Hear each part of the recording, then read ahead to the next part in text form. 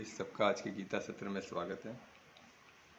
हम चैप्टर 12 में है और 12 श्लोक, चैप्टर 12 श्लोक चालू है। तो याद रखना 12 चैप्टर का 12 श्लोक बहुत इम्पोर्टेंट है, समझे। इसमें हमको परमात्मा कितना सरलता से बता रहे हैं, एकदम सरलता से एक ही श्लोक में। पिछले हम 8, 9, 10 में हमने देखे ना, और 11 में कि हमको 4th ऑप्शन भी दिए। और 4th ऑप्शन पहले बोले ये करो, ये नहीं जमता तो ये करो, ये नहीं जमता, और 4th ऑप्शन ऐसे बताया कि ये 4th है, सबसे पहला ये फर्स्ट इंपॉर्टेंट, सेकेंड।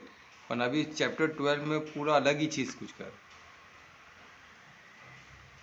जो 4th है ऑप्शन जिसमें परमात्मा किधर नहीं है, से वो बोल रहे कि कर्मों से आप क्या करते हो, कर्मों से हमने देखा ना, वो हम रिवाइज करते हुए आगे बढ़ेंगे। तो 4th चैप्टर 14 यानी चैप्टर 12 में जो 11 श्लोक था, जो 4th ऑप्शन था, वो 4th ऑप्शन क्या था, जब परमात्मा बोल रहे कि मुझे नहीं याद कर सकते हो, कर्मों में नहीं याद कर सकते हो, मुझे भक्ति से नहीं आप संबंध नहीं जोड़ सकते हो, या मुझ पे केंद्रित नहीं कर सकते हो हर मैं, तो क्या करो, एटलीस्ट कर्मों के ऊपर का फल, जो उसका अपेक्षा को, फल को, कर्मों का जो फल के लिए हम कार्य करते हैं ना, फलों को छोड़ दो, सिर्फ कर्म पे ध्यान दो।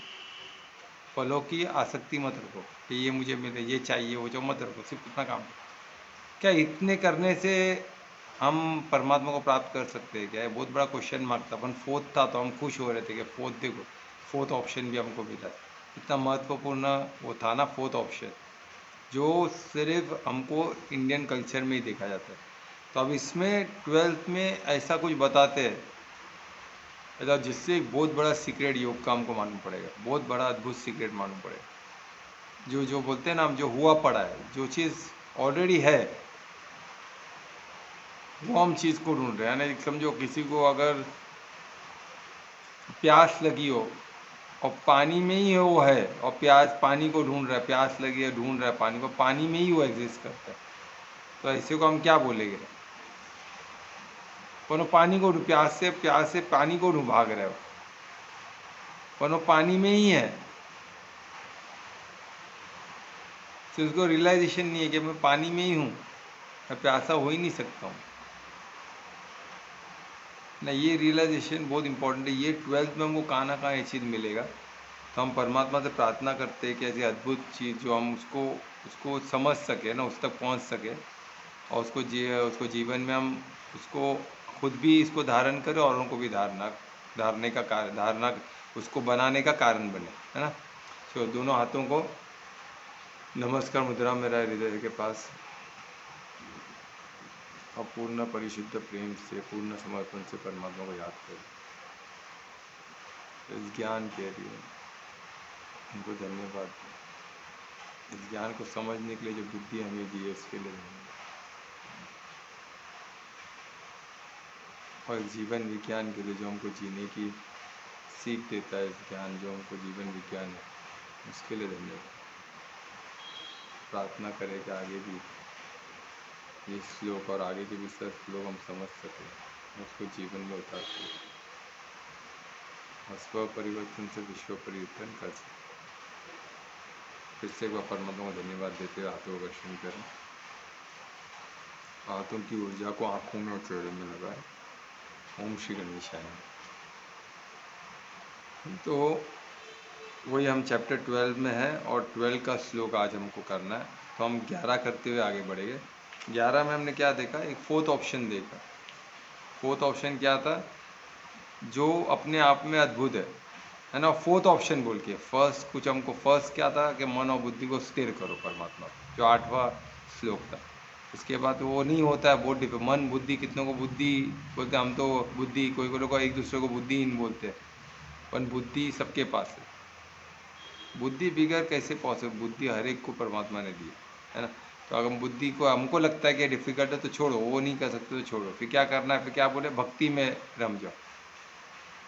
भक्ति में क्या है, भक्ति के जो विधि विधान का उसका आचरण करो। भक्ति तो भक्ति में हो जाओ, परमात्मा के भक्ति में लीन हो जाओ, परमात्मा से संबंध जोड़ो, है ना। संबंध जोड़ के कौन से संबंध हमने वो भी देखे, और इस पर तो पूरा हमने एक वीडियो पढ़ा है, पूरा हमने एक चैप्टर लिया भक्ति योग पे, बहुत बहुत ब्यूटीफुल है, उसको रिकॉर्डिंग में सुनो तो और बेनिफिट होगा, है ना। ऐसे समय पे उसको फिर से रिवाइज करना बहुत बेटर होता है ना। जब हम ये श्लोक करने के बाद फिर से रिवाइज करें ना सब चीज़ को, तो और गहराई तक हम और डेप्थ तक पहुंच सकते हैं। अगर किसी के पास समय है तो बिल्कुल करें, समय नहीं है तो ये श्लोक को खुद ही साधे, एकांत में साधे, है ना। कभी मौका मिला उसमें साधे, साधना तो पड़ेगा, ठीक है, साधक बने। तो अभी फिर क्या, फिर ये भी नहीं जम रहा है, भक्ति में भी रम नहीं सकते, समय नहीं है सत्संग जाने के लिए, मंत्र जपने के लिए, या कीर्तन करने के लिए, या मंदिर जा, समय नहीं है। तो क्या करो, एटलीस्ट कर्मों का, जो भी कर्म कर रहे हो, बिजनेस कर रहे हो, ऑफिस में जॉब कर रहे हो, या किधर है ना, कुछ स्टूडेंट हो, पढ़ रहे हो, या स्पोर्ट्स पर्सन हो, जो भी हो, पर जो भी कर रहे हो उसमें कर्म, वो कर्म को परमात्मा पे कार्य में लगा। वो किसी को वो भी नहीं समझ में आता, परमात्मा के कार्य में कैसे लगा, वही तो डिफरेंट है। परमात्मा कैसे हो जाए, क्योंकि परिवार को देखना पड़ता है, तो परिवार मुख्य है, खुद को देखना पड़ता है, मेहनत खुद नहीं एंजॉय करो तो फ़ायदा क्या। तो ये सब हमको सोशल ऑब्लिगेशन है, सोशल जो हमारे आसपास जो हो रहा है, सोशल जो हो रहा है, सोशल यानी जो आसपास जो हो रहा है ना, जो सोशल ऑब्लिगेशन है हमारे परिवार, हमारे देश के प्रति, हमारे कार्य का, हम जो ऑफिस जा रहे हैं उसके प्रति, उधर कुछ हमारा रिस्पॉन्सिबिलिटीज़ है, कि हम जो दोस्त हैं, हमारा नेबर्स है, हम जो सिटी में रहते हैं, जो एरिया में रहते हैं, जो जाति पाति के जो सो कॉल इंसानों ने बनाया हुआ जो भी चीज़ है, वो सब में एक रिस्पॉन्सिबिलिटी, वो सब में है ना कुछ तो हमारा दायित्व है ना। तो दायित्व हमारे लिए बहुत बड़ा हो जाता है। वो दायित्व का जो कॉलिंग रहता है, जब वो कॉल आता है वो दायित्व का, यानी परिवार ने कुछ बोला, बच्चे का स्कूल का फीस, पत्नी का लिस्ट, पत्नी के डिमांड्स, फिर माता पिता के डिमांड, उनका उनका इलाज, उनका देखभाल,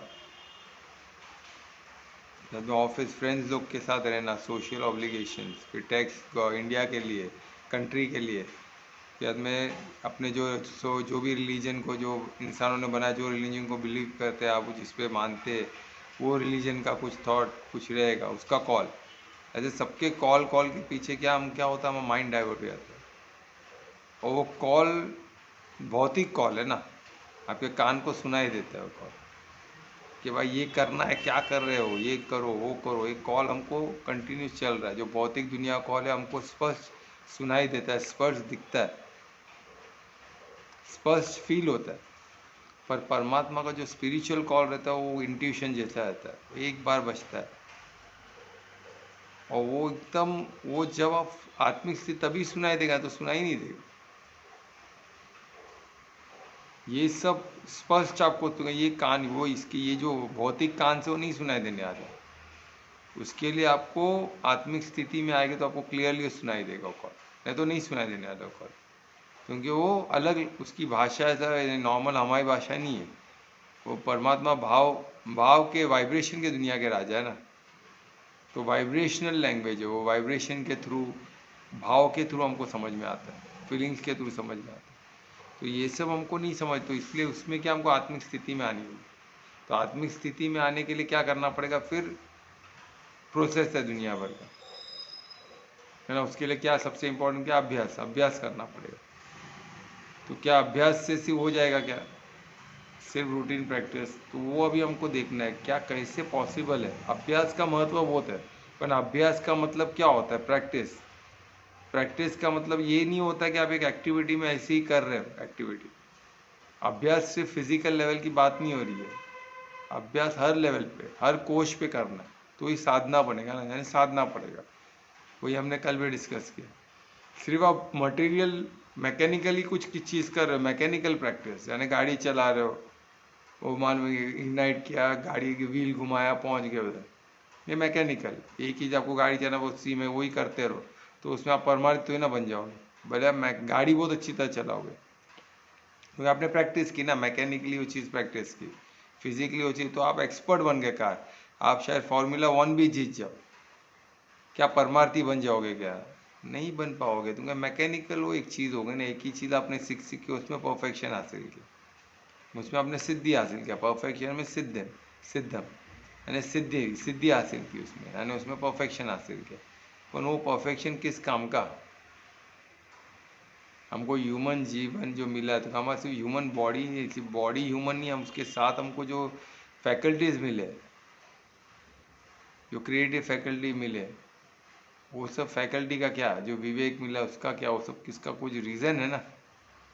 वो जाने भी गए समझे भी गए, हम सिर्फ वही फिजिकल चीज़ में पड़े रह गए तो हमारी फिजिकल में हमारा स्किल बढ़ेगा, उसमें हमारा परफेक्शन होगा और उसमें हम रम जाएंगे। हमको लगेगा अरे वाह, मैं तो सबसे बढ़कर हूँ, सबसे ग्रेट हूँ। और ग्रेट लोग भी आपको कदर करेंगे, लोग भी आपको अप्रेस करेंगे कि वाह क्या, तो उनको भी वो चीज़ दिखेगी ना।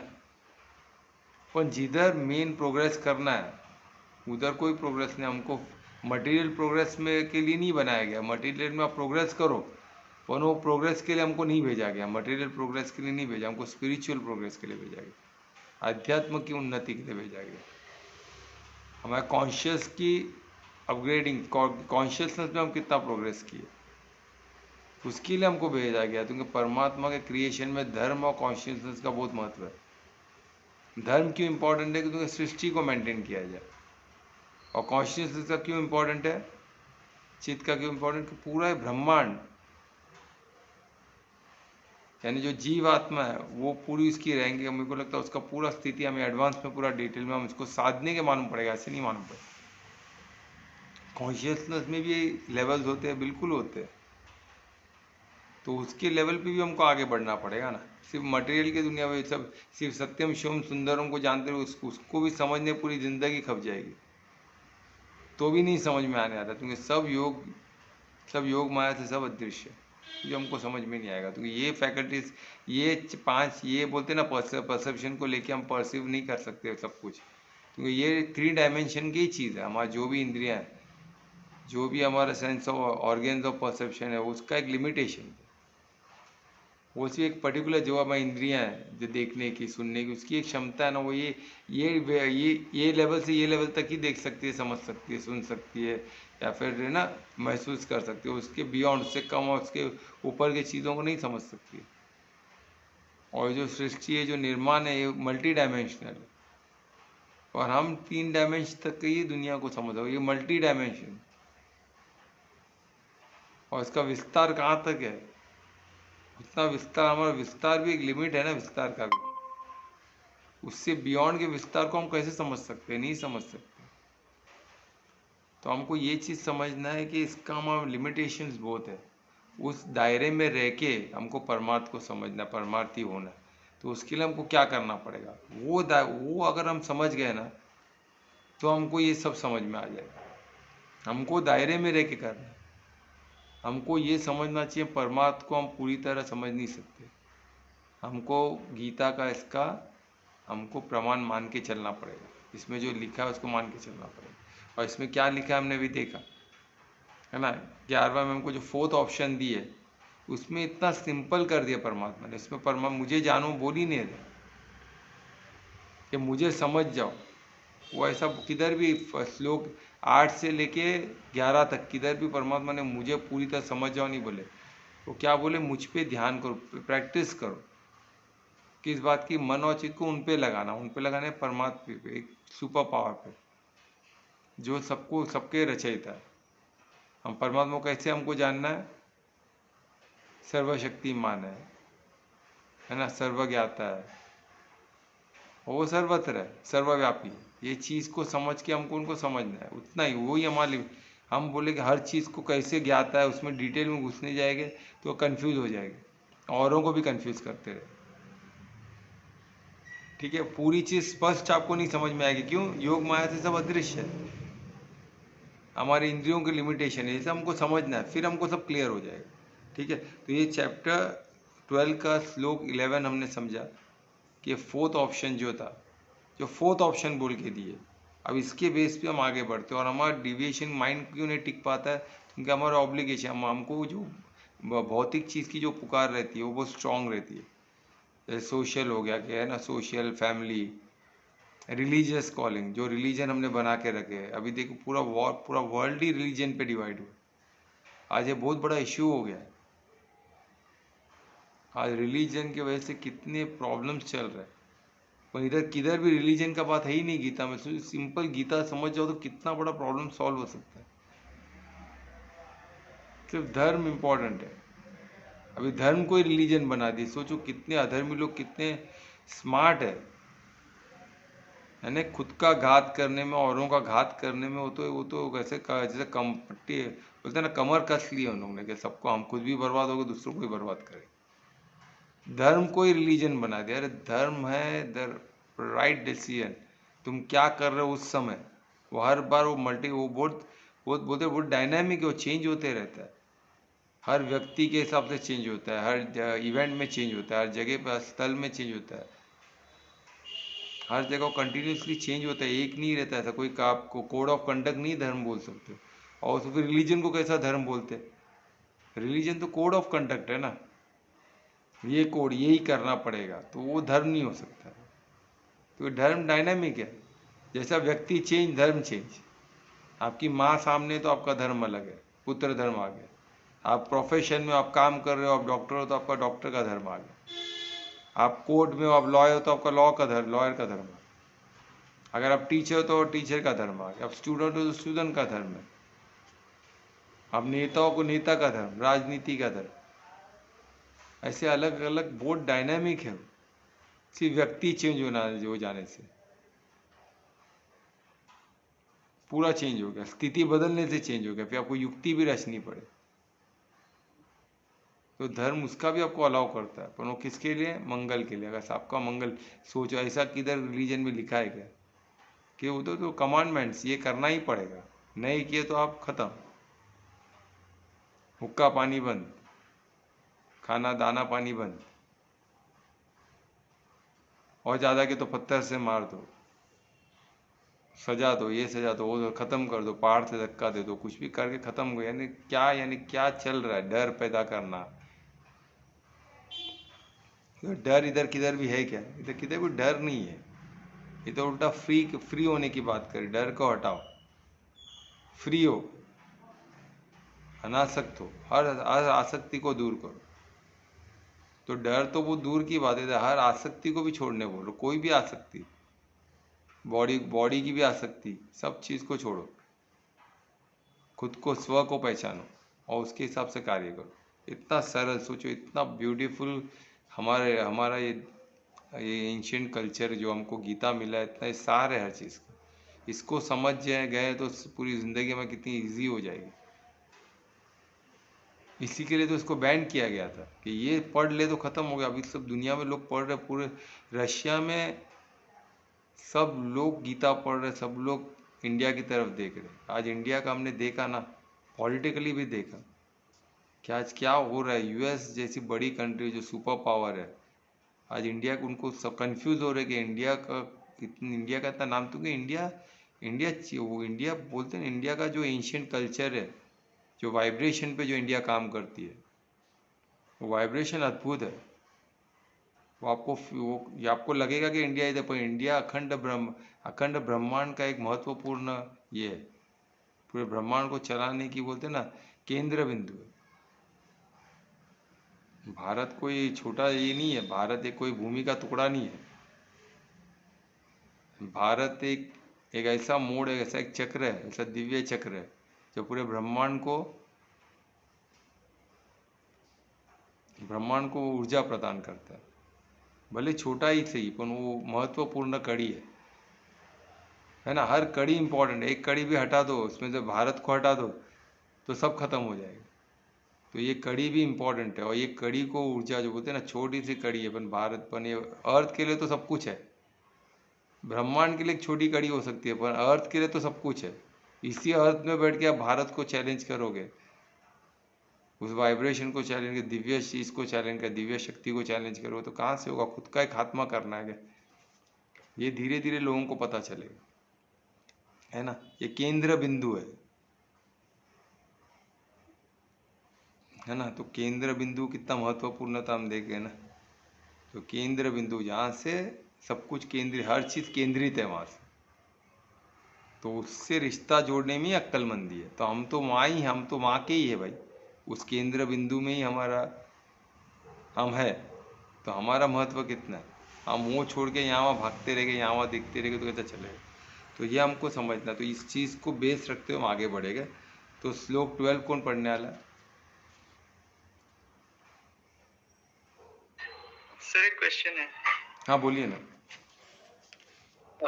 जैसे आपने कहा कि गीता का धर्म ही हमको सही तरीके से और सही रास्ता दिखा सकता है। तो क्या आजकल जो रिलीजियस प्लेसेस है उसके वजह से हम गीता के जो एक्चुअल धर्म को फॉलो करना चाहिए उससे हम दूर हो रहे हैं?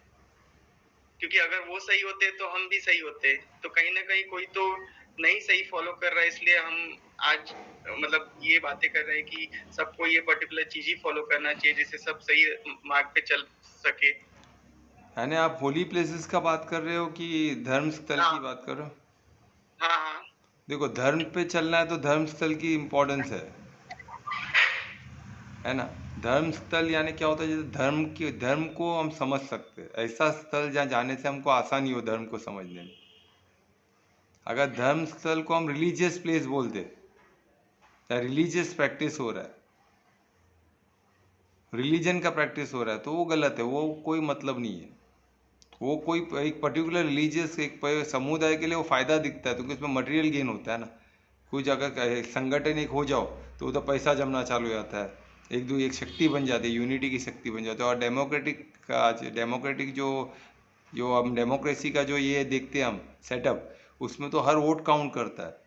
तो अगर एक रिलीजन के नाम पे सब एक हो जाए और वोट बैंक बन जाए तो पूरा प्राइम मिनिस्टर बन सकते हो देश का, तो ये बहुत बड़ी शक्ति होगी। तो उन लोग कोई भौतिक शक्ति के पीछे उन लोग पागल है, क्योंकि उन लोग कौन है, अधर्मी लोग का शक्ति, उनका पूरा फोकस ही भौतिक पे रहता है। तो हम ऐसे लोग की बात नहीं कर रहे, हम किन की बात कर रहे हैं, जो धार्मिक लोग हैं। हम धार्मिक स्थल की बात करें, धार्मिक स्थल का इम्पोर्टेंस। और हर धार्मिक स्थल में अलग अलग यज्ञ किया जाता है ना, जो प्रैक्टिसेस किया जाता है, रिचुअल्स किया जाता है।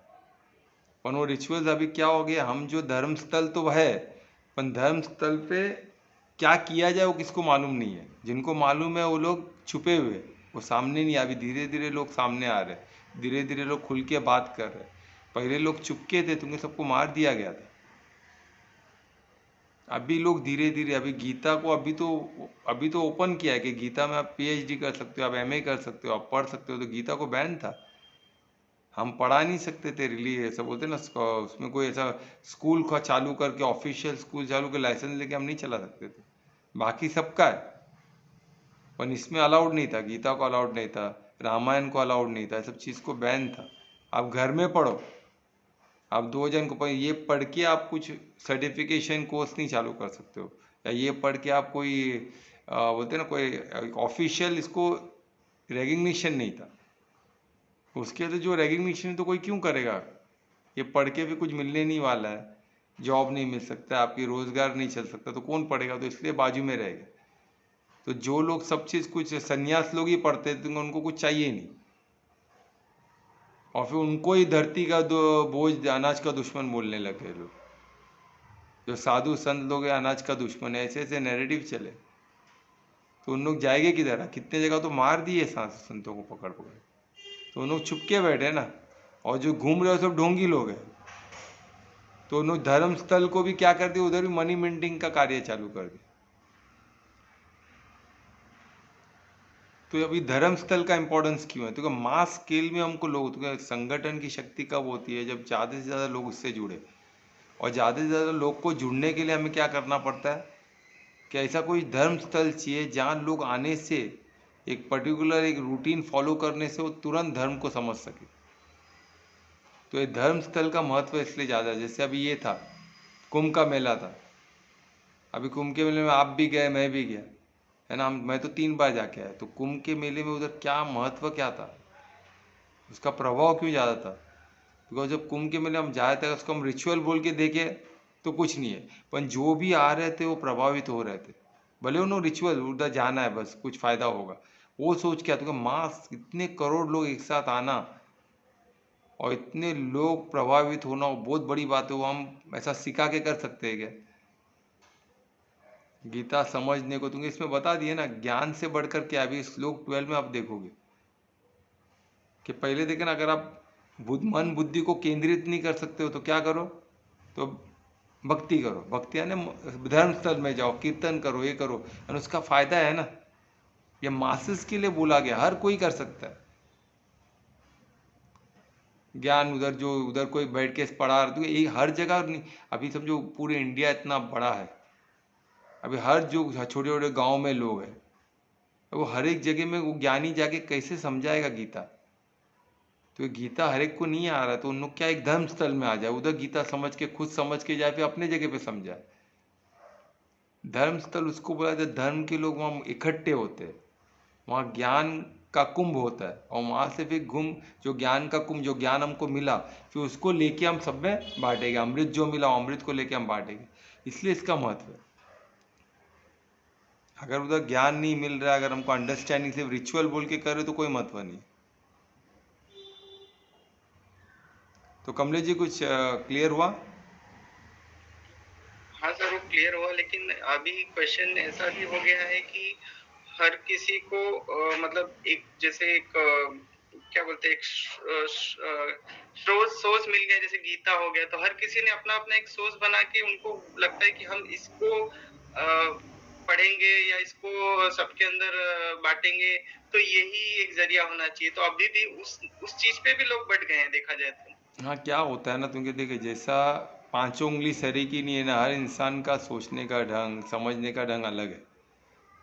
इसलिए हमको हमारे में ना, ये हमारे इंडियन कल्चर में ये ब्यूटी है कि हम, अगर कितने लोग गीता पढ़ ही नहीं पाते, समझो समझ ही नहीं पाते, उनकी अंडर उनको इतने खेत में काम कर रहे, कुछ समझ में नहीं आ रहा, तो उनके लिए फोर्थ ऑप्शन सिर्फ फ्रूट, सिर्फ अपने जो कर्म करते रहो, फल की अपेक्षा मत करो, तो भी आप परमात्मा, वाकई में परमात्मा को प्राप्त करोगे। यानी इसमें हमको इतना सरल कर दिया गया है कि कोई ज्ञान की भी जरूरत नहीं है, सिर्फ इतना कर्म करते रहो, प्रेजेंट में जियो। अब हम जो कार्य कर रहे हो वो हमको उसके को फल नहीं चाहिए हमको, हमसे अपना कर्म कर रहे हैं। कर्म किसके लिए कर रहे हैं? धार्मिक कर्म, हम जो धर्म के लिए कार्य कर रहे हैं, बस। अभी धर्म को समझने के लिए हमको क्या करना पड़ेगा? धर्म क्या समझना पड़ेगा? तो पुत्र धर्म। अभी वो खेत में जा रहा है, तो खेत में एज ए फार्मर का धर्म क्या है? वो अनाज बनाना, अपने परिवार को पालना, अनाज बाकी लोग को देना, बस। वो एक कार्य करे तो परमार्थी हो जाएगा वो, और कोई चीज़ करने की ज़रूरत नहीं है। परमार्थी उतना इतना सरल है, और क्यों सरल है वो इस श्लोक 12 के बाद हमें मालूम पड़ेगा। तो श्लोक हम 12 करके फिर इस क्वेश्चन को फिर से ले गया है ना, तो और क्लियर होगा। ठीक है, तो श्लोक 12 कौन पढ़ेगा? कौन श्लोक 12 कौन पढ़ने वाला है? मैं कर रही हूँ सर। हाँ, तो मैं रिक्वेस्ट करूंगा कल्पना को श्लोक 12 पढ़े।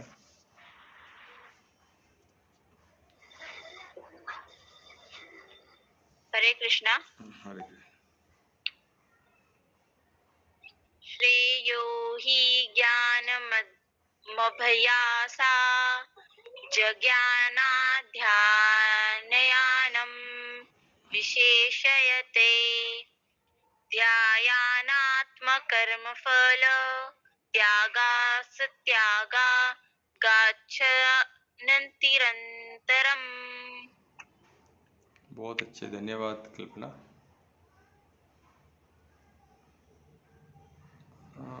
कल्पना का धन्यवाद जो इतना अच्छा श्लोक उन्होंने पढ़ा। अभी ये श्लोक 12 का देखिए कितना इम्पोर्टेंस है। इस श्लोक 12 में हमको काफ़ी हमारे प्रश्नों का जवाब मिलने वाला है, पर इसको हमको थोड़ा साधना पड़ेगा, है ना। तो इसको ज़रा शांति से हम सुनते हैं, शांति से इसको समझते हैं, है ना। परमात्मा की हमको शक्ति, हमको उनकी शक्ति, उनकी हमको पार्टी, उनका आशीर्वाद तो हमारे साथ है ही, तो हमको 100% ये समझने और समझाने की शक्ति इसमें मिलेगी। तब इसको एक एक इसमें क्या लिखा है देखिए। अब श्रेय यानी बेटर, इससे अच्छा क्या है, वो हमको बोलते हैं ना, ये जो करो ये करो ठीक है, पर इससे अच्छा ये, इससे अच्छा ये, this is better than this, this is better, इससे बेटर ये, इससे श्रेयस ये, इससे श्रेय ये, ऐसा एक पढ़ा हो तो इसको श्रेय यानी इससे बेटर, ऐसा एक वर्ड है। फिर इसका ज्ञानम, ज्ञानम यानी ज्ञान, अभी ज्ञान ज्ञान है तो ज्ञान से भी किससे बेटर है वो, अभी ज्ञान एक बताया इसमें, दूसरा एक बताया अभ्यास है, जो रूटीन वर्क, जो रूटीन हम मैकेनिकल जो कार्य करते हैं, जो एक्टिविटी करते हैं वो बताया गया। अभी हम एक्टिविटी, ऐसे ही कोई एक्टिविटी करने से अच्छा ज्ञान बेटर है ना। हम कुछ भी रूटीन ऐसे ही कर रहे हैं, एक ही चीज़ करते बैठे बिगर उसका महत्व जाने, बिगर उसके वो क्यों कर रहे हैं हमको पता नहीं है ना। और क्या हम किस क्या उसके पीछे का उसका, जैसे फॉर एग्जांपल मैं बताऊं कि हमने जो किया था द्रव्य यज्ञ, अभी मैं इसमें मैं नॉर्मल बेकार कार्य की बात नहीं कर, मैं यज्ञ की बात कर रहा हूँ। यज्ञ ने जो धार्मिक है, इधर हम अभी ये स्टेट में कि हम अच्छा बुरा हम जान चुके हैं, अभी हम धर्म का ही कार्य कर रहे हैं। पर धर्म के कार्य में भी सिर्फ हम एक्टिविटी करते रह गए, जैसे पूजा पाठ करते रह गए, तो कुछ उसको उसके पीछे का हमको उसका ज्ञान होना चाहिए हम क्यों कर रहे हैं। क्योंकि द्रव्य हो गया, कोई भी अच्छा कर रहे वो यज्ञ हो गया। यज्ञ का पवित्र होता है ना, यज्ञ यज्ञ जो भी करता है धार्मिक है। अलग अलग किस्म के यज्ञ वेद पुराण में बताए गए, तो वेदों में जो यज्ञ बताओ सब धार्मिक कार्य है। वो उसकी वो सिर्फ द्रव्य यज्ञ नहीं, उसके पीछे उसमें द्रव्य यूज होते हैं, वो सब होते, तो उसको द्रव्य लेवल पे रखेंगे, ये सामग्री लाना है, ये करना है बस। फॉर एग्जाम्पल जैसे अभी हमने नया कार लिया या नया घर लिया, तो हम क्या करते, पूजा पाठ करते, यज्ञ रखते घर पे। और यज्ञ करते समय हम एक पंडित को बुला दिए, उसको काम सौंप दिए, वो यज्ञ कर रहा है, पूजा कर रहा है, पद्धति सब उसको सामग्री लाके दे दिए, द्रव्य यज्ञ की तैयारी, द्रव्य यज्ञ चालू हो गया। अभी वो श्लोक पढ़ रहा है, रिसाइट कर रहा है, उसको समझने की हम पे ताकत नहीं है, वो पढ़ रहा है, वो कर रहा है, पर उसको ना वो समझाए तो भी कोई समझने को तैयार नहीं, क्योंकि उन बिजी है सब मेहमानों को बुलाने में। हाँ आप आए, लेट हो गया आपको, ठीक है नो प्रॉब्लम, इधर बैठो, उनको अरेंज करने, उनको सीट अरेंजमेंट करने में, चाय उनको चाय प्रोवाइड करने में, नाश्ता उधर इन का ये चालू है जिन्होंने घर लिया। और जो यज्ञ कर रहे वो बिजी है किसमें, मेहमानों को बुलाने में, उनकी चाहे उनमें एंजॉयमेंट, उनमें गप्पा, इतने साल इतने दिन बाद आए उनसे मेल मिलाव में लगे हुए, और पंडित उधर यज्ञ कर रहे हैं। अब सोचो ये द्रव्य का क्या फायदा है, ये रूटीन हो गया, इसका कोई मतलब नहीं है, वही बता रहे इसमें। अभी इसमें हम धार्मिक कार्य की बात कर रहे हैं, धर्म स्थल की बात कर रहे हैं। हम धर्म स्थल पे गए, समझो हम किधर बहुत बड़े राम मंदिर में गए, राम मंदिर में उधर सब दोस्तों में गए, उधर एंजॉय कर रहे हैं, उधर कोई रेस्टोरेंट देख के खा रहे पी रहे, फिर उधर बड़े धर्मस्थल में रह रहे, उधर पर सनराइज देख रहे, उधर मंदिर की भव्यता देख रहे, उसका फोटो ले रहे। और तो फिर अपने उधर उधर जाने के बाद उधर देखने का दूसरी जगह किधर जाने का प्लान चालू हो गया। बस वो राम जी का उधर महत्व, राम जी का जो आचरण वो भूल गए। राम जी कौन है वो तो समझो, वो अयोध्या इधर राम का जन्म भूमि है, और मंदिर बनने के पीछे का कष्ट कितने लोग बर्बाद हो गए, उसको तोड़ा क्यों गया, उसके पीछे का वजह क्या, उसको क्यों तोड़ा गया राम मंदिर। तो ये राम का शब्द मिटाने के लिए, तो राम है तो धर्म है, तो राम का नाम ही मिट गया तो क्या धर्म, किसको क्या मालूम पड़ेगा, कुछ मालूम। इसलिए ऐसे सब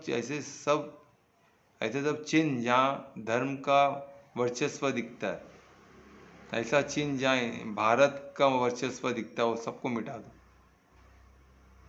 रावण भी तो वही कर रहा था ना, सब मिटा दो, यज्ञ नहीं होने देता था। क्यों, द्रव्य यज्ञ से ज्ञान में कन्वर्ट हो गया तो प्रॉब्लम हो जाएगा ना। वो रावण का राज नहीं चल सकता है फिर, इसलिए द्रव्य करने, यज्ञ ही मत करने दो, धार्मिक कार्य ही मत करने दो। जो भी चिन्ह है, जो भी धर्म स्थल है, उसको खत्म कर दो। जो धर्म स्थल के, जो धर्म के ज्ञाता है, उनको मारो। तो धर्म स्थल का महत्व इसलिए कि वहाँ एक जगह पे सब मिल सके, सब समझ सके क्या ज्ञान है, वो सब समझ सके, है ना। वहाँ से ज्ञान लेके फिर अपने अपने छोटे छोटे गाँव में, छोटे छोटे कबीलों में जाओ, वहाँ के लोगों को समझाओ, फिर इकट्ठा होकर फिर एक साल में एक बार आओ, अच्छे जब भी मौका मिले इधर लेके और लोगों को लेके आओ, फिर वहाँ से कुछ सीख के फिर वहाँ जाके कीर्तन करो, भक्ति में जुड़ो, वहाँ और फैलाओ, वहाँ एक छोटा सा धर्म स्थल बनाओ। तो किसको यहाँ तक आने की जरूरत नहीं, आप उनमें से कोई एक धर्म का ज्ञाता हो गया, उधर बैठ के सबको समझाए। ऐसा ये बढ़ते रहता है, इसलिए धर्मस्थल भी बढ़ता गया ना इंडिया में। पहले एक था, अब 1 से 2, 2 से 3 करके बढ़ता गया, क्योंकि हर कोई कन्वीनियंस देखता है ना कि मेरे नज़दीक एक धर्मस्थल। और धर्मस्थल मंदिर का मंदिर का क्या मतलब होता है, जितना मन स्थिर हो सके, ऐसी जगह जब मन को मैं स्थिर कर सकूं। आए मेरे इधर ही सोचो, इधर मैंने योगा स्टूडियो बनाया। अभी वो योगा स्टूडियो क्यों बनाया, तो हम योग कर सके शांति से, ऐसा जगह हो जो ओपन हो, है ना। फिर उधर ही एक मेडिटेशन रूम बना है, क्यों, उधर ध्यान का, उधर ध्यान कर सके ना, तो ऐसा स्थल बनता है ना। तो वैसे मंदिर यानी क्या होता है, मन जिधर स्थिर हो सके। उधर मूर्ति क्यों रखी जाती है, तो मूर्ति को देख के हम आचरण कर सके। मूर्ति किसका रखे, राम जी का, गणेश जी का, तो हम समझ सके ना, उनको देख के हमको कुछ तो चाहिए ना कि हम क्या यहाँ बैठ के करें, क्या मन कैसे स्थिर करें। तो राम जी को देख के हम मन को स्थिर कर सकते कि राम जी इतने तकलीफ में भी इतने शांत थे, हमको तो कुछ भी नहीं है। वो राम जी जितना तकलीफ है क्या हमको, सोचो ना। अचानक राजा सीता, उसको 14 साल वनवास, किसको इधर वनवास मिला 14 साल का, बताओ मेरे, वो भी प्रिंस को, जो सबसे वो जो राजा घोषित हो चुके थे। हमको तो कुछ नहीं मिला है, फिर भी हम सपने में ये नहीं मिला, तो जो मिला ही नहीं वो नहीं मिला, तो सपनों में जी रहे और सपना टूटने के डर से मर रहे सब। क्या क्या कंडीशन हमने बना के रखा है। उनको तो सब मिल चुका था, अयोध्या के राजा और डिक्लेयर हो चुके थे। सिर्फ एक फॉर्मेलिटी है, सिर्फ ताज रखने का, क्राउन रखने का था। पूरा सेनापति बोलते हैं पार्लियामेंट में डिक्लेयर हो चुका था, इनको जो मंत्री लोग में डिक्लेयर हो चुका था कि ये राजा है, अभी उनका ही चलेगा। सिर्फ फॉर्मेलिटी था, नेक्स्ट डे थ्रोन रखना था।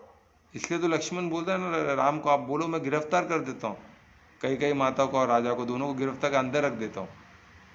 लक्ष्मण क्लियर था, अभी राजा उनके लिए इंपॉर्टेंट है। जो भी राजा के खिलाफ, वो माता पिता कोई भी हो, वो अरेस्ट कर, लक्ष्मण खुद अरेस्ट करता था, सिर्फ वो राजा का ऑर्डर्स की प्रतीक्षा कर रहा था। पर राम ने क्या बोले, नहीं वो मेरे माता पिता है।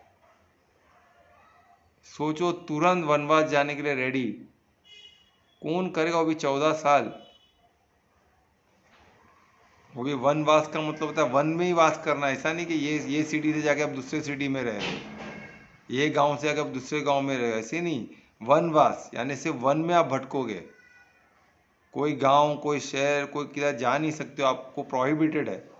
और कौन देखने वाला, कोई देखने वाला नहीं। बस उन्होंने अपने पिता का, अपने माता का वचन रखने के लिए वो किधर गए नहीं, यहाँ तक के रावण को मारने के बाद फिर भी अंदर नहीं गए सीता माता को लेने, वो लक्ष्मण को भेजे। ये विभीषण को उधर राज्य में राज अभिषेक करके फिर उनका ऑर्डर लेके, सोचो डायरेक्ट भी लेके आ सकते, जीत चुके थे ना वो, पर उन्होंने वैसा नहीं किया। उन्होंने क्या किया, उन्होंने विभीषण को राजा बनाया, फिर उसको उधर उसका राज्य अभिषेक किया, फिर राजा का ऑर्डर्स इश्यू हुआ कि सीता माता को रिलीज करो बोल के। हमारे से बहुत बड़ी गलती है, हमारे जो प्रीवियस राजा थे उनसे बहुत बड़ी गलती हुई है। हम वो सब गलती कबूल करते हैं, हम पूरे मान सम्मान से सीता माता को फिर राम जी के पास लेके चलते। और लक्ष्मण गए थे अंदर सब करने, राम बाहर ही रुके थे, क्योंकि प्रोहिबिटेड था उनको। हाँ बोलो अनीता। मेरा ये क्वेश्चन था हाँ। कि राम जी अपने विल से वनवास करने गए थे, राइट? तो क्या रावण को ये बात नहीं पता थी कि वो अपने विल से गए हैं करके? नहीं उनको पता नहीं, उनको नहीं, वो क्यों पता लगाएगा वो, अरे उसको इंटरेस्ट ही नहीं था ना राम में, उसको इंटरेस्ट था सीता में। क्यों, तो सीता ने उनको मना कर दी थी ना, और सीता को हार गया था राम से, तो उसको उस बात का खुन्नस था, उसको गुस्सा था, उसको उसका ईगो हर्ट हुआ था। क्योंकि जो बाण को, जो शिव का जो बाण था जो उसको चाहिए था, वो उठा नहीं पाया, और राम जी ने उठा के तोड़ के वो पूरा वो जिए के सीता माता से उसका मैरिज हुआ। तो महादेव से भी रुष्ट थे वो। हाँ, महादेव से भी रुष्ट थे वो बात के लिए। उसको राम से कोई लेना देना नहीं था, वो तो अपने सोने की लंका में खुश था वो, उसको कोई डर नहीं था। उसको सिर्फ ईगो हर्ट हो गया था उसका कि मेरे को कोई हरा सकता है। ये छोटा था बालक, क्योंकि रावण का तभी एज क्या था, वो बहुत बड़े थे राम से। राम तो यंग थे ना एकदम, जस्ट मैरिज हुआ था, जस्ट वो इससे आए थे, गुरुकुल से आए थे, और उनको इतना बड़ा वो उधर थे, वो गुरु ने लेके चले गए उनको, कोई राक्षस लोग को ये करने के लिए उनको, वहां से फिर वो उधर गए, स्वयंवर में गए। वहाँ रावण भी आए थे, रावण नहीं उठा पाए धनुष बाण को, उनका पूरा अपनो सोचो इतना उनका ये हुआ, उनका अपमान हुआ ना भी। और उनका अपमान क्यों हुआ तो बाण ने तो महादेव के पास गए कि मैं क्यों, मेरे साथ इतना बड़ा आपने क्यों किया। वो सब अलग चीज़ हो, हम कहीं बाद में तो सोचो, यानी क्या होता है कि अधर्मी लोग आज भी है, आज भी वही स्थिति है। उनको इंटरेस्ट नहीं है कि हम क्या कर रहे हैं, हम क्या, उसमें इंटरेस्ट नहीं है उनको। फाइनल में उनको जो चाहिए वो चाहिए बस। आपने कितना एफर्ट्स दिया है, आप कितने अच्छे कार्य कर रहे हो, आपका भाव कितना प्यारा है, उससे उनको कोई लेना देना नहीं है। इसलिए तो उन्होंने डेंजरस है ना। वो सब हम देखते हैं कि वो उसके पीछे का भाव क्या है वो इंसान का। कहीं मेरे हाथ से कोई गलत इंसान को तो मैं कष्ट नहीं दे रहा हूँ, क्योंकि हम लोग को पाप पुण्य से हमारे, उनमें कोई पाप पुण्य नहीं। उनमें जो मौका दे के चौका मारो, जो हमको चाहिए हासिल करो, शक्ति से बल से हासिल करो, उनमें कोई गलत सही नहीं है। इसलिए तो असुर बोलते हैं ना उनको, अधर्मी लोग है, असुर लोग है उन लोग। उन लोगों को धर्म अधर्म का नहीं पता, उन लोग अपने एक रूटीन को मानते, वो चलते उसमें, शक्ति को महत्व देते। जिसकी शक्ति, जिसकी लाठी उसका भैंस, वो उसको मानते, उसमें कोई गलत है। अभी कल वो पावरफुल हुआ तो वो मेरे से छीन के चला जाएगा, उसमें क्या है। उनका सिंपल हिसाब किताब है। तो ऐसे लोग से हमको कैसे बचना चाहिए, इसलिए हमको उनसे दूर रहना चाहिए, क्योंकि हम उनको इवेल्युएट करते रहेंगे तब तो वो मार डालेगा। वो थोड़ी ना इवेल्युएट करते बैठेगा, वो बोले इसको मारो, इसकी जितनी चीज़ है उस पर कब्जा करो, सिंपल। अगर आप इवेल्युएट करते रहो तो इवेल्युएट ही करते रह जाओगे, मार के आपको बाकी सब आपको लेके चला जाएगा सबको। आप बचोगे ही नहीं देखने के लिए भी कि आपके परिवार के साथ क्या हो रहा है, आपने जो जमीन इतना पैसा बचा के रखा उसका क्या हो गया, आपके बच्चों का क्या हो गया, आप बचोगे ही नहीं देखने के लिए। तो जब ये स्थिति में, इसलिए अधर्मी लोग को बिल्कुल उनको अपने आसपास भी नहीं रखना है। इतने उन्होंने डेंजरस है, उन्होंने बहुत मीठा। अभी तो ऐसा हो गया, पहले तो राक्षस लोग अलग से दिखते थे, अभी तो हम में इतने घुल मिल गए। क्यों? क्योंकि इतने साल हम लोग ने ये किया ना, गुलामी में थे, तो क्रॉस ब्रीडिंग हो गया है। आज ऐसा कौन से जात पात में उन लोग नहीं है, को जो भी ब्रीड है वो हर ब्रीड में उनका क्रॉस ब्रीडिंग हो चुका है। और आज उन लोग दिखते, गुजराती में भी आपको दिख जाएगा अधर्मी लोग, मराठी में भी आपको अधर्मी लोग दिख जाएंगे। हर मतलब साउथ में जाओ, जिधर जाओ,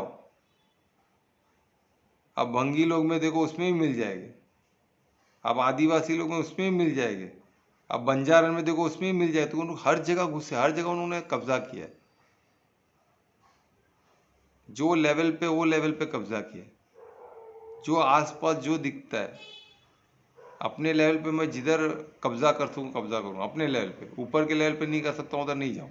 उनको ट्रेन किया गया अपने लेवल पे, जो कब्जा करो करो। हर कोई अपने अपने लेवल पे कर रहा है। तो इतने लोग डेंजरस है, तो इसलिए हमको बहुत प्रिकॉशन रखना है।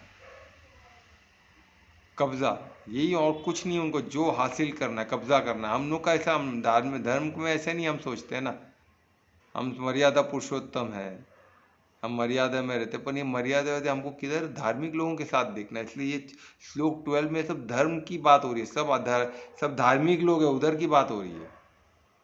अधर्म का बात का काल वाल हमने देख लिया। अभी ये बोल रहे अभी अर्जुन धार्मिक हो चुका है, अभी वो बोलता है धर्म के लोग कैसे। अभी वो क्वेश्चन क्या है उसका, कि बाकी देवी देवता में हम आपको कैसे करें, हम आप तक कैसे पहुंचे। ये सब क्वेश्चन किसका है? तो धार्मिक लोगों का क्वेश्चन है। तो उनके लिए धर्म स्थल चाहिए, उनके लिए योगा का केंद्र चाहिए, ध्यान का केंद्र है, योगा केंद्र, जैसे उसको जो नाम से बुलाओ, मंदिर बोलो, उसको योग केंद्र बोलो या योगा स्टूडियो बोलो, जो नाम से बनाओ। वो उधर क्या होना चाहिए? ज्ञान द्रव्य यज्ञ तो होना ही चाहिए, कोई एक्टिविटी तो होनी चाहिए ना, कि कोई आसन कर रहा है, कोई यज्ञ कर रहा है, द्रव्य तो रहेगा ही। जैसे मैट है, मैट भी किस्म का, तो मैट लगा रहे हो, उसके ऊपर हम ड्रेस पहन के आए, उसके ऊपर बैठे, कुछ हमने स्ट्रिंग्स लगा दिए हेल्प के लिए। तो ऐसे वो आते हैं ना आजकल अलग अलग गेयर्स रहते हैं जो हमको सपोर्ट कर रहे हैं योगा के लिए, वो सब सब सब यज्ञ का पार्ट है। हम जूस पी रहे कुछ के करने से पहले, या हम कुछ ऐसे अगरबत्ती कुछ म्यूजिक लगा रहे हैं, सब यज्ञ का पार्ट है। पर एंड में फाइनली हो क्या रहा है, फाइनली हम मन शांत करने देंगे। ये सब प्रोसेस काय के लिए किया जाए, मन को शांत करो। क्यों? मन शांत होगा तो हम स्व को पहचान पाएंगे, हम कौन है। भौतिक से हम निकले, भौतिक मैं नहीं हूँ। ये जो ज्ञान है, इस ज्ञान तक पहुँचने के, स्व तक पहुँचने के लिए, यानी स्व पर हर चीज़ में एक ही के स्व परिवर्तन, मेरा परिवर्तन। मैं स्व तक पहुँचूँ, मैं कौन हूँ, आत्मा हूँ। इस चीज़ तक मैं पहुँचूँ तो सही, तुमने गीता में लिखा है, तो मुझे उस तक पहुँचना है। फिर आत्मिक स्थिति में आने के बाद मैं परमात्मा के साथ संबंध बनाऊँ, क्योंकि एंड में मैं कौन हूँ, मैं परम धाम वासी हूँ, मुझे उधर जाना है, मेरे को परमार्थी होना है मुझे। परम तो कैसे करे, इस पर लिखा है, तो उसको मैं कैसे साधूँ। तो वो मेन होता है ज्ञान यज्ञ। फिर वही द्रव्य यज्ञ क्या बन जाता है, ज्ञान यज्ञ पे, क्योंकि वो द्रव्य से रूटीन नहीं रहा, अब उसमें कुछ साध रहे हो, आपने पांचों कोश को लगा दिया उसमें, तो वो साधना बन गया। साधना बन गया तो क्या हो गया, ज्ञान यज्ञ हो गया। और जब ज्ञान यज्ञ हो गया तो आप परमात्मा को समझो, आप समझ पाओगे। भी समझने के बाद संबंध रख पाओगे, संबंध के बाद उनके बाद समाधि की स्थिति में आ गए, उनके बाद एक हो गया।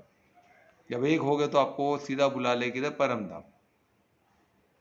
जब परम धाम जाओगे तो प्रत्यक्ष तुमको परमात्मा दिखेंगे, उनके सब ऐश्वर्य के साथ दिखेंगे। आपको ऐसी बुद्धि रहेगी, आपकी ऐसी दृष्टि, आप सब समझ सकते हो, आप सब लोग देख सकते हो, पूरा प्रोसेस देख सकते हो कि मैं यहाँ तक क्या क्या क्या कैसे कैसे बन के मैं यहाँ तक पहुँचा। आपको सब क्लियर हो जाएगा।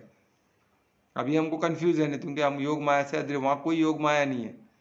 माया ही नहीं है तो योग की भी जरूरत नहीं है। तो माया ही नहीं है तो योग का के लिए किसके साथ जुड़ना है, स्वयं परमार्थ उधर है, हम उनसे कनेक्टेड है, खत्म हो गई बात। हम समाधि में है, उधर सम स्थिति में परमात्मा के साथ, तो उसके उधर योग की जरूरत ही नहीं है, न कोई माया है उधर, सब ओपन है, सब ट्रांसपेरेंट है। क्योंकि ऐसे दिव्य दृष्टि है, ऐसा दिव्य बुद्धि है कि सब हम समझ सकते हैं। और वो 75% है, 25% वाली चीज़ तो, चवन्नी वाली चीज़ तो दिख ही जाएगी ना, क्योंकि हम 75% है उधर। 25% चीज़ तो क्या ऐसे देख सकते हैं, 25% ना, 25% आप यूं गिन सकते हो ना। 75% में आप हो तो 25% क्या है उसके सामने, कुछ नहीं है। पर अभी क्या है, हम 25% में भी हम किधर है, अर्थ में बैठे। ऐसे अखंड ब्रह्मांड कितने ब्रह्मांड है, उसमें से हम एक अर्थ में बैठे। हमारी बुद्धि वो लेवल की है, पर हमारा एडवांटेज है कि हमको मनुष्य योनि मिला, हमारा विवेक है, हमारे पास गीता है। हमारे पूर्वजों ने सब ज्ञान हमको सब समझ के, नहीं तो उनको कितना समय लगा रहेगा, सोचो जब गीता नहीं था तो इतने लाखों साल लगे वेद बनने में, गीता बनने में। इतने धर्म स्थल है जहाँ हम डायरेक्टली जाके हम कुछ चीज़ देख के समझ सकते, भक्ति में डायरेक्ट लीन हो सकते। इतना हमारे लिए आसान हो गया, ये सब अलग अलग तरीका है। तो इसमें देखिए, अभी इसमें वही तो ये कैसे, अब इसमें देखो श्लोक 12 में हमको एक तरीका बता रहे, ये नहीं तो ये नहीं तो ये नहीं तो ये। हाँ प्रज्ञा, कुछ पूछना है प्रज्ञा जी?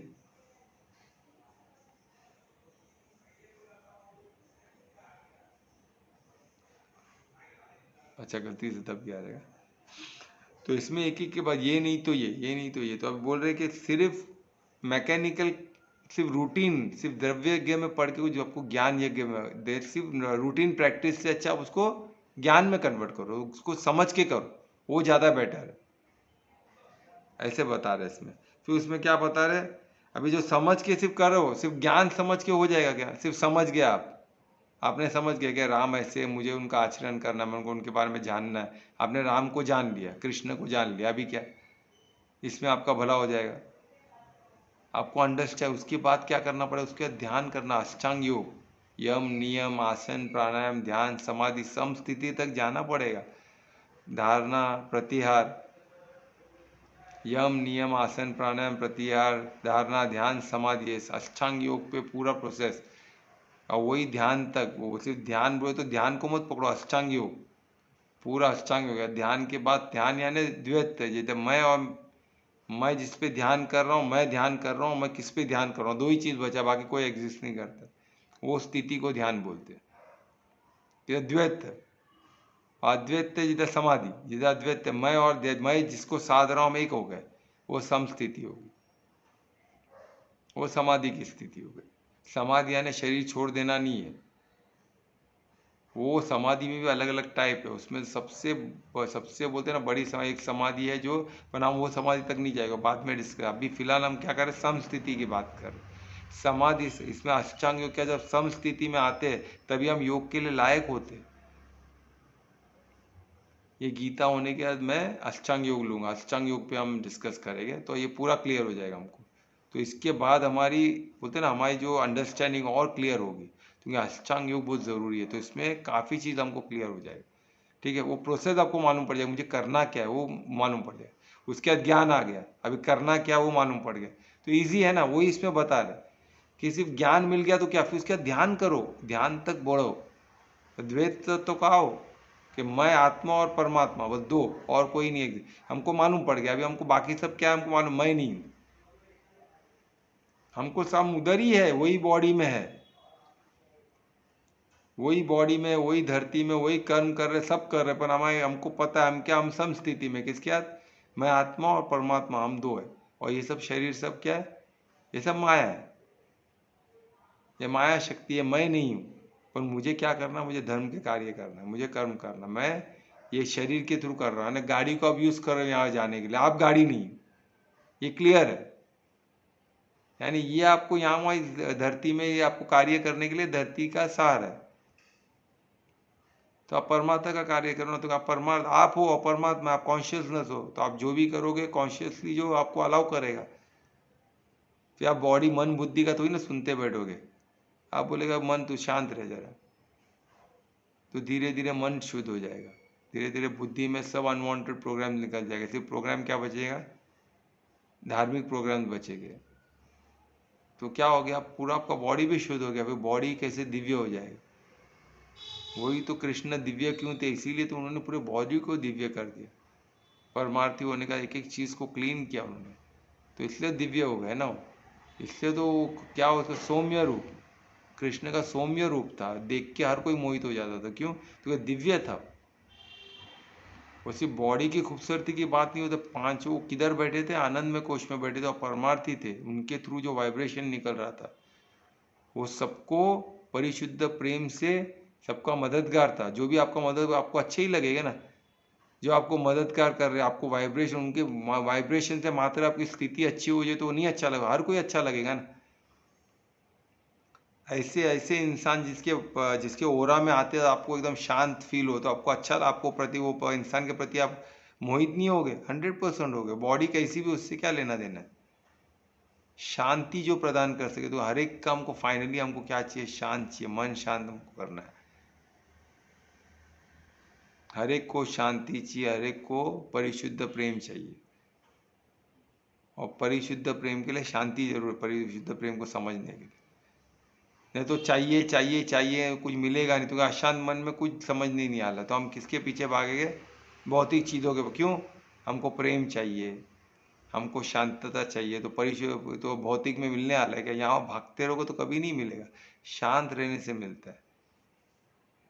तो शांति किधर मिलती है, ज्ञान को प्रैक्टिस करने में, ज्ञान को धारण करके उस पर चलने से, उसको, इसलिए ज्ञान किसको बोलते हैं, ज्ञान नॉलेज को, ज्ञान नॉलेज इन यूज, नॉलेज को राइट यूज करने पे वो ज्ञान माना जाता है। तो उसको यूज किए बगैर वो ज्ञान का कोई मतलब ही नहीं है। सिर्फ इन्फॉर्मेशन तो ही ना, हमको गूगल में इतना पड़ा, तो गूगल खुद क्या कर रहा है, परमार्थी बन जाए, गूगल में सब कुछ है। अभी एआई में तो सब कुछ है, एआई स्पीड से सब देख भी सकता है, तो उन्हें समझ नहीं सकता, उस पर चल नहीं सकता, उसे आपको लाके दिखा देगा। तो परमार्थी कोई बन ही नहीं सकता है ऐसे, एंड ऑफ द डे आपको चलना पड़ेगा, एंड ऑफ द डे आपको उस पर। तो इसलिए अगर उसमें क्या बता रहे, ध्यान, ज्ञान से सिर्फ बढ़कर क्या है, ध्यान। यानी ध्यान का मतलब होता है आपको पूरा प्रोसेस, यम नियम, आसन, प्राणायाम, प्रत्याहार, धारणा, ध्यान, समाधि, उधर तक पहुंचना है, वो इसमें बताएगा, ठीक है। फिर बोलते हैं सिर्फ ध्यान से क्या है, समझो आपने ध्यान में ही बैठ गए, सब बैठे, पर आप भौतिक का ही ध्यान करोगे तो ध्यान भी किसका, भी ध्यान में आप ध्यान होगा, दो चीज दिख रहा है, पर आपको क्या दिख रहा है, दो चीज में, मैं हूं और पैसा, सामने पैसा, दो ही चीज दिख रहा है और कुछ नहीं दिख रहा, तो ध्यान ही है ये भी। पर ऐसा ध्यान किस काम का, ऐसा काम किस काम का? आपको सिर्फ आप जो भी कर्म करो उससे उसके पीछे उसको आपको उसका लक्ष्य क्या दिख रहा है, उसमें मुझे पैसा मिलेगा। ये भी एक ध्यान की स्थिति है। आपने यम नियम सब करके ध्यान तक पहुंच गए, पर सामने आप किस पे ध्यान कर रहे हो? पैसे पे। तो आपको पैसा भरपूर मिलेगा क्योंकि आपने ध्यान किया है। हर आप मैग्नेट बन जाओ, पैसे को खींचोगे हर दिशा। इतना पैसे को खींचोगे कि पैसा रहेगा, फिर आप सब छोड़ के आप चले जाओगे तो बॉडी कितना सहेगा? वो तामसिक में मैं बोला तामसिक में आप बॉडी सड़ने चालू हो जाता है। तामसिक में बॉडी डिटोरिएट होता है, रजो में बीच में रहता है, और सतों में बॉडी रिजिमेट होता है। तो आप बॉडी को सड़ा रहे हो, सड़ा भौतिक के पीछे पड़ पड़ के बॉडी सड़ रहा है, आपको मालूम ही नहीं। मैं ऐसे लोग को देख चुका हूँ, ऐसे को सुन जाओ जिनके बॉडी से स्मेल आ रहा है सड़ने की, उनको पता ही नहीं है। ये 7 साल हम लोगों ने ऐसे ऐसे, अनीता और कल्पना ने भी वो चीज़ देखा, बॉडी सड़ रहा है। ये प्रोफेशन में यही फायदा है हमको एक्चुअल, ये सब जो हम लोग बोल रहे हैं हम लोग देख पाते हैं, क्योंकि हम साधक बनते तो हम ये चीज़ समझ पाते कि बॉडी लिटरली सड़ता है, उनको पता ही नहीं है। उनको पता ही नहीं चलता है कि वो तामसिक में इतने लगे हुए, ड्रिंक्स ये वो, ये चाहिए वो चाहिए, और पैसे वाले लोग। कोई गरीब की बात नहीं कर रहा हूँ मैं, गरीब में तो बहुत रहेगी, उधर तो और भी बास आता है ना। अब झोपड़पट्टी में स्लम एरिया होता तो शरीर का बात सुना ही नहीं, तो बाजू में ही गटर बह रहा है, तो कहाँ बात मालूम पड़ेगा? ये तो मैं पैसे इधर घर एकदम एकदम क्लीन, परफ्यूम वॉफ्यूम, उसके बीच में गंदा स्मेल आ रहा है सड़ने का। वो क्या आसपास तो कुछ दिख रहा नहीं है, फिर मालूम पड़ा बॉडी सड़ रहा है भाई। तो आसपास कुछ है ही नहीं, सब एकदम क्लीन, एकदम न्यू न्यू चीज लाके, टीवी न्यू, उनका कुत्ता भी फॉरेन का ब्रीड है, एकदम फर्स्ट क्लास, हर चीज सब कुछ टकाटक है। तो उधर क्या मालूम पड़ेगा? उधर वही एक बात आ रहा है ना, वो जो शरीर है सब कमाने में उसने शरीर को सड़ा दिया, शरीर बास मार रहा है। ये पसीने की बात नहीं कर रहा हूँ मैं, पसीने का बात अलग है, मैं इधर शरीर सड़ने की बात कर रहा हूँ। ये सब बहुत भयानक है, पर मैं सब बता रहा हूँ कि आप लोग को समझे कि भौतिक के पीछे भागना कितना खतरनाक है। हम उस स्थिति तक न जाए। भौतिक भौतिक जरूरी है, पर उसके पीछे स्वार्थी बन के, परिवार्थी बन के, उसी के पीछे से जब परमार्थी बन जाओ ना, उसमें भी हमारा स्व है, उसमें भी हमें परिवार, हमारा भी फायदा है, परिवार का भी फायदा है, हर एक का फायदा है, हर जीव जंतु का फायदा है, सबका मंगल है। तो वो बेटर है कि क्या बेटर है कि नहीं? उसमें हमको क्या होगा? सबसे पहले हमको परमार्थी होगा तो परम धाम जाएंगे हम, जहाँ सभी ऐश्वर्य हमको, उधर इधर ये ऐश्वर्य सब क्या है? कुछ नहीं है इसके, सब उसके सामने, पर सब धार्मिक चीज है। ये सब पागलपन नहीं है कि कितना खाओ तो भी कम, ऐसा नहीं, वो तो अमृत है। तो वही चीज हमको समझना है। तो इधर क्या बोलते, उससे बेस्ट क्या है? तो उसके बाद ध्यान में, अगर ध्यान मैंने गलत चीज से कर दिया तो वो भी बर्बादी की तरफ जा सकता है। तो हमको क्या करना है? ऐसे में क्या है? कर्म करने, कर्म के पीछे का फल है उसको त्याग, फल को त्याग दो, वो सबसे बेस्ट। यानी फल को ही त्याग दो, यानी कोई कामना नहीं, सिर्फ आप कर्म कर रहे। जैसे अब कामना तो भौतिक चीज की है ना, आपको कुछ मालूम ही नहीं क्या, तो भौतिक चीज की कामना, भौतिक चीज कामना हटा दो, जो मुझे मिलेगा मेरा मंगल, मैं सही कार्य कर रहा हूँ ना तो मेरा मंगल ही होगा। जो परमात्मा मुझे देगे वो सही देगे, मुझे उसकी कामना नहीं करनी, मैं अपना कार्य करूँ। तो क्या होगा इसमें? आपने भौतिक का एक्सपेक्टेशन हटा दो, आपका प्योर मन क्या होगा? भौतिक से हटते रहेगा, प्योर होते रहेगा। मन प्योर हो गया तो क्या हो गया? जो चीज़ आप मन से हटाते गए वो आपके प्रोग्राम में वो क्या हो जाएगा? धीरे धीरे वो डिलीट होना चालू हो जाएगा। अनवांटेड चीज़ delete, unwanted memory delete, unwanted desire delete, unwanted expectation delete, unwanted attachment delete, सब डिलीट हो गया। आपका मन भी प्योर हो गया, इंटेलेक्ट भी प्योर हो गया। फिर क्या बचा? फिर आपको मालूम पड़ जाएगा आप तो आत्मा हो, क्योंकि आपको बॉडी क्लींस हो रहा है ना। बॉडी सडनली आ गया, किधर था? तमो में था, तमो से रजो में आ गया, रजो से होते होते होते होते आपने और ये नहीं वो नहीं वो नहीं त्याग त्याग करके फिर क्या हो गया? फिर सतो में चला गया। सतो में यानी क्या? फिर त्याग किया, फिर क्या हो गया? सतो किधर है? सतो आत्मा क्या है? शुद्ध सतो, शुद्ध सत्व यानी प्योर। जब आप शुद्ध सत्व में पहुंचते हो ना, आत्मिक स्थिति में पहुंच गए, तो बॉडी को प्योर प्योर करते जब शुद्ध सत्व में पहुंच गए ना, आत्मिक स्थिति में हो, तो आप आगे ध्यान में हुई है ना, ध्यान में आई गए आत्मिक स्थिति यानी प्योर सत्व, शुद्ध सत्व में पहुंच गया ना, आप प्योर ध्यान की स्थिति में हो और आपने सम स्थिति हासिल कर ली, समाधि हासिल करके आप आत्मा तक पहुंच गए। आप खुद को बॉडी समझ रहे थे, वहां से धीरे धीरे धीरे धीरे आप ध्यान में दो आए, फिर दो क्या शुद्ध सत्व में आप आत्मा बन गए, यानी समाधि अपने आत्मा से कर ली। अभी आपको क्लीन हो गया, मैं ही आत्मा हूँ, मैं दूसरा कुछ नहीं हूँ। पहले आपको लगा मैं बॉडी हूँ, पहले लगा आपको मैं कपड़ा हूँ,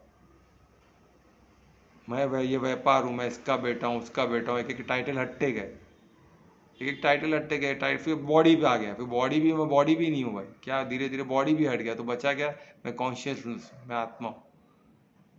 अभी आत्मा आ गया तो आत्मा की, आत्मा है तो मैं आत्मा किसका हूँ, मैं तो सब कुछ नहीं बना, तो फिर बाकी कॉन्शियसनेस किस, कौन सा कॉन्शियस जो सब कुछ, मैं कॉन्शियसनेस में, ये जो आत्मा है, ये इसका विस्तार मेरे बॉडी तक है, तो ये पूरे ब्रह्मांड को कौन संभाल रहा है, अरे सुपर कॉन्शियसनेस यानी परमात्मा। परमात्मा पूरे पूरे अखंड ब्रह्मांड को संभाले हुए, मैं ये बॉडी को संभाल रहा हूँ, मेरी विस्तार यहाँ तक है, अच्छा तो मैं उनका पार्ट हूँ। फिर उनके यहाँ समाधि, तो उनके यहाँ समाधि में क्या, फिर ध्यान में लगो, फिर ध्यान अभी किसका, परमात्मा। तो कैसे ध्यान लगेगा, अगेन अभी जो भी कार्य करोगे परमार्थी के लिए करो, परमार्थी को ध्यान रखो, उनको पाना है ना, उनको ध्यान में रख के आप कुछ तो कर्म करना ही पड़ेगा। बॉडी तो बॉडी चलेगी तो किधर चलेगी, धर्म स्थल में चलेगी, उनका परमात्मा का कार्य करेगी, सेवा परमो धर्म कार्य करेगी, वही करेगी जो परमात्मा को प्यार करे, अपने परिवार को भी वही सिखाएगी, अपने दोस्तों को भी वही सिखाएगी, अपने परिवार को स्व परिवर्तन से विश्वास, जो नहीं मान रहा उसको भाई तो ठीक है, आप आपका करो, चलो मैं आगे बढ़ता हूँ, अपने एकदम आनंद कोश में एकदम मस्त। और जब परम धाम हो गए तो परम धाम को प्राप्त हो जाएगी, खत्म हो गई बात। तो परम धाम को पूरा उनको समझ लिए तो भाई ठीक है, समझ गए तो फिर आप तो उनको पकड़ लोगे ना, छोड़ोगे थोड़ी ना। जो परमात्मा को समझ लिया छोड़ेगा कोई, इतना ऐश्वर्य इतना कौन छोड़ेगा नहीं। तो हमको पहले समझना तो पड़ेगा, संबंध तो जोड़ना पड़ेगा परमात्मा, तब उसके पहले आत्मिक स्थिति में आनी पड़ेगी। तो वही बता, इससे बेटर ये, इससे बेटर, यानी सोचो जो फोर्थ ऑप्शन था उधर तक तो कैसे भी जाना ही पड़ेगा, यानी जो बेसिक हमको लग रहा था वो प्राइम है, वो सबसे इंपॉर्टेंट है, यानी परमात्मा से भी इंपॉर्टेंट फ्रूट का ही छोड़ना होता है। कैसे, क्या ऐसा पॉसिबल है क्या, क्योंकि हम परमात्मा के अंदर ही है भाई, वही तो सब कुछ हुआ पड़ा है। वो जिस दिन आप समझ गए हम परमात्मा के अंदर ही, वही हमारे पालन करता है, हमको उन तक पहुंचना नहीं, हम उनके अंदर है, हम उनके अंदर ही है, वही हमारे पालन करता है, वही हमारे सब कुछ है, वही हमारे सर्वत्र है। हम सिर्फ सबको हटा देंगे तो हमको मिल जाए, हम उनके अंदर ही है ना। अरे मेरे बॉडी का एक सेल खुद को अलग मान रहा है, तो क्या अलग मान रहा तो अलग हो गया क्या, अलग जी नहीं सकता, मेरे अंदर रहेगा तो इसको सब मिलेगा ना, तो ही वो जीवित है।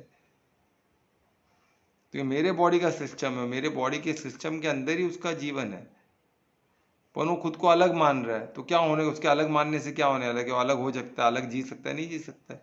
तो उसी तरह मैं खुद को अलग मान लूँ, नहीं मैं हूँ परमात्मा, सब बकवास है, कुछ है ही नहीं, ऐसा कुछ एग्जिस्ट, वो सब फिलॉसफी है, वो सब माइथोलॉजी है, कुछ भी बोलूँ, पर मैं तो हूँ तो अखंड ब्रह्मांड में ही हूँ ना।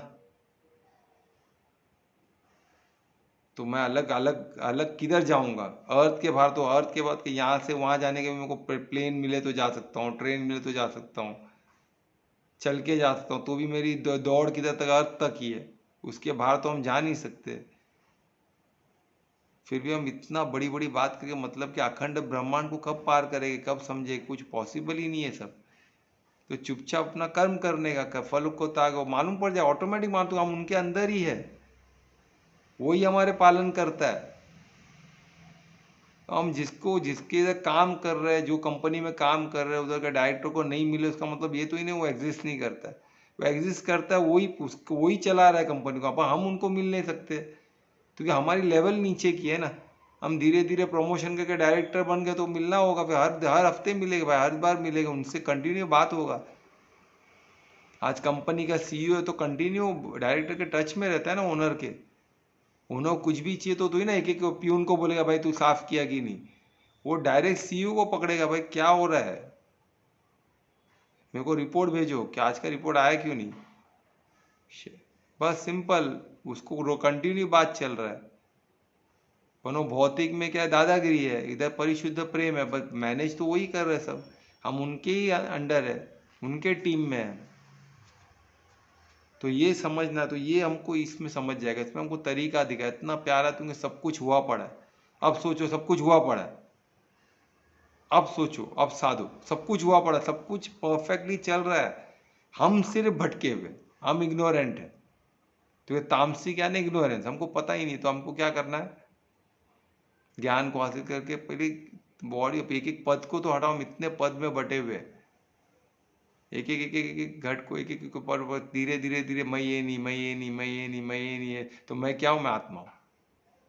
फिर आत्मा तो मेरा विस्तार बॉडी तक है, तो ये बाकी सब का कौन संभाल रहा है, तो सुपर कॉन्शियस, फिर उससे मैं उससे कनेक्ट कर रहे हैं। देखो, तो जिधर धीरे धीरे साधते साधते उसको कैसे करना है हम बाद में देखें, पहले आत्मा तक तो पहुँचे, आत्मा तक पहुँचने के बाद वो बताऊंगा, वो भी ब्यूटीफुल है। पर ये तो करे, पहले आत्मा तक ही नहीं पहुँचोगे तो कहते, जो आत्मा तक पहुँचो, आत्मा को अनुभव किया, आत्मिक स्थिति को अनुभव किया, तो वो डिस्कस करेगा ना अपना एडवांस में, सब होगा। हम सब बहुत आसान है, क्योंकि आत्मा है ना, हमारा विस्तार बॉडी तक है ना, ये फैक्ट है, ये कॉन्शियस तो फैक्ट है। हम कॉन्शियस को अभी जस्ट मेडिटेशन में हम महसूस कर सकते हैं, हर कोई महसूस किया है। सर हम प्रज्ञा मैम को कुछ पूछना है क्या? मैं पूछा था, जवाब नहीं दे रहे, लगता गलती से दब गया। प्रज्ञा मैम कुछ पूछना है क्या आपको? वो गलती से दब गया रहेगा। तो ये था हमारा श्लोक 12। तो ये बहुत बेहतरीन श्लोक था, हम देखे थे, अद्भुत हमको एक्सपीरियंस इसमें होने वाला है। तो जो भी कुछ क्वेश्चन रहेगा तो पूछ सकते हैं, कुछ क्वेश्चन पूछना। कमलेश जी कुछ क्लियर हुआ? हाँ सर। हाँ बस बस, वेरी गुड। तो ये देखिए, ऐसे धीरे धीरे अभी आप साधो इसको, तो बहुत बेहतरीन, बहुत ये बहुत आपने बहुत महत्वपूर्ण क्वेश्चन पूछा। देखो आज कमलेश जी कहते कितना हमको हेल्प हुआ है ना।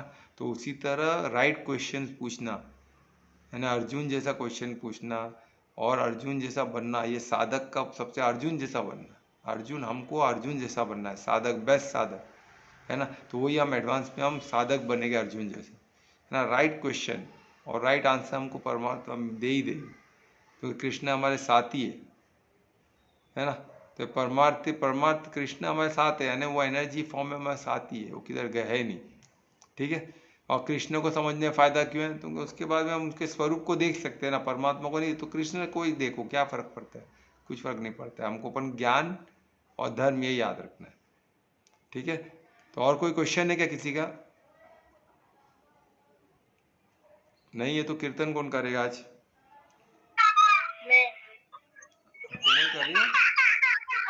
हाँ करो कोमल, कोई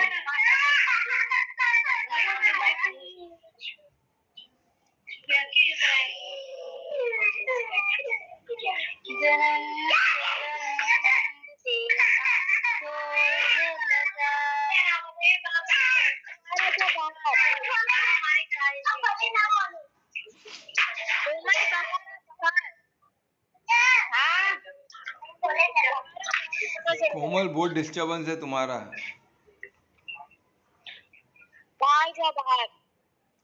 कोमल बहुत डिस्टर्बेंस हो रहा है, किधर लोन कुछ ऐसी जगह पे जा सकते हो जहाँ आवाज नहीं तो कोई दूसरा कर ले। हाँ छोड़, हाँ छोड़, ठीक है। अब जलम जलम ती शोध बताई, नाम तेरू है काम ते माने, नाम किया ते तरुण कहानी,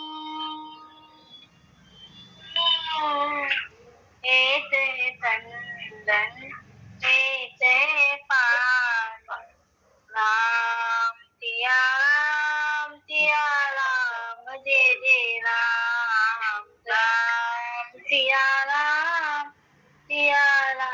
जय जय राम, राम सिया राम जय जय राम,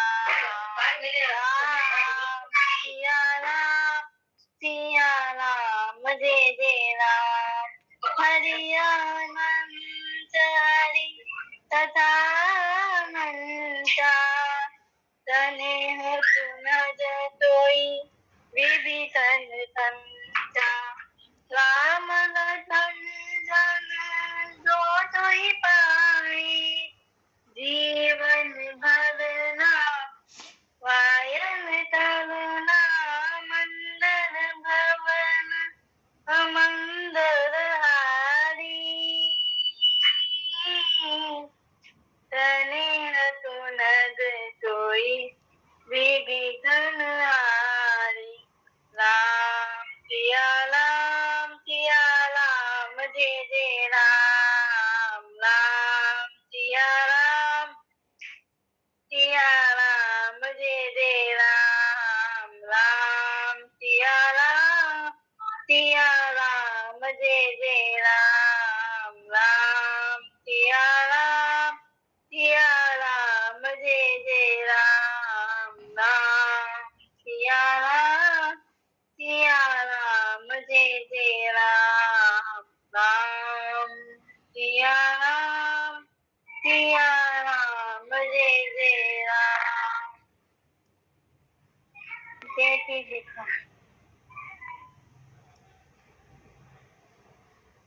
बहुत अच्छे कोमल, बहुत अच्छा आपका एक एक श्लोक एक एक वर्ड इतना क्लियरली सुनाई दिया। ऐसे प्रैक्टिस करते रहो, बहुत अच्छे। तो अभी महामंत्र कौन पढ़ेगा? महामंत्र कौन बोल रहा है? हाँ बोलो। हरे कृष्णा कृष्ण कृष्णा हरे हरे हरे राम राम राम हरे हरे हरे कृष्णा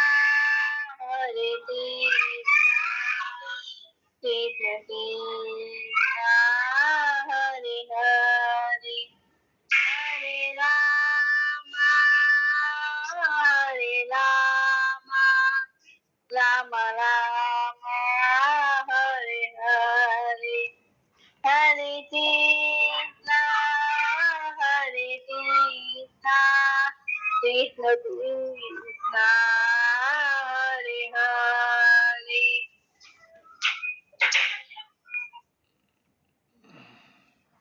बहुत अच्छे, धन्यवाद कोमल कि आपने इतना अच्छा कीर्तन और महामंत्र किया।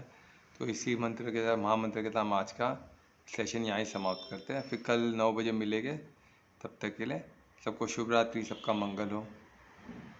बाय, शुभ रात्रि। धन्यवाद सर, शुभ रात्रि सभी को।